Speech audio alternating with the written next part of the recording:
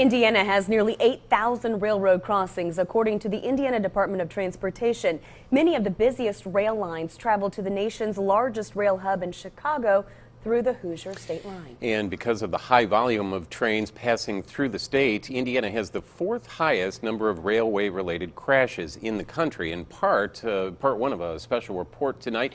News 18's Krista Henry talks to two families who say they know all too well what it's like to lose a loved one on the railroad. It was a Friday night in April of 2004. That's the last time Etta Van Leer talked to her daughter Angela. She describes her as someone everyone was drawn to. She was just a beautiful person. She loved everybody. She loved everything. It was about 7 o'clock the next Saturday morning, and Angela was on her way to have coffee at her parents' home. They had plans to go mushroom hunting.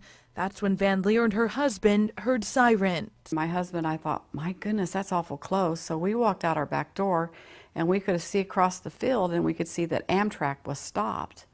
And Mike says, Amtrak's hit something, honey. Quite some time had passed, and still no sign of their daughter. I just knew. I don't know if you want to call it mother's intuition, but I just had this sickening feeling in my stomach. I said, it's Angie. Van Leer and her husband went to the scene of the crash. At first, authorities could only tell them that it was fatal, but soon after, they were notified that it was their daughter who was hit by the train. Our life was just turned upside down from that moment on. It was just a nightmare. How do you move on after something like this? You just take it one day at a time, and that's what we do.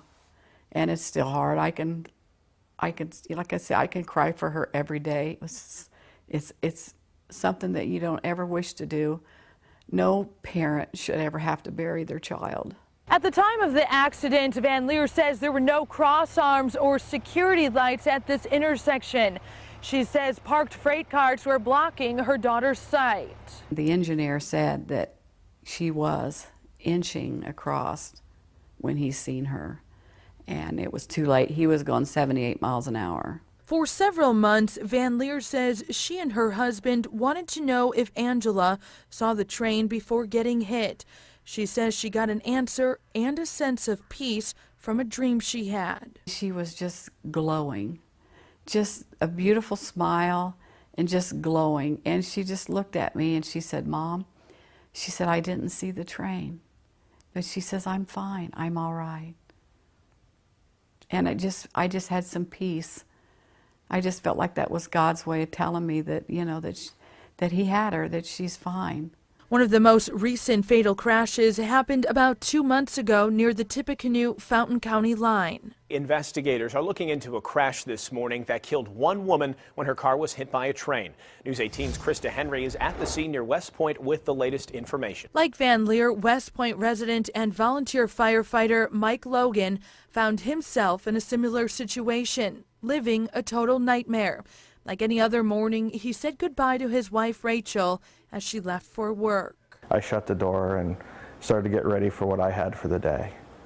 I didn't actually hear my fire pager go off. I heard an ambulance go by my house.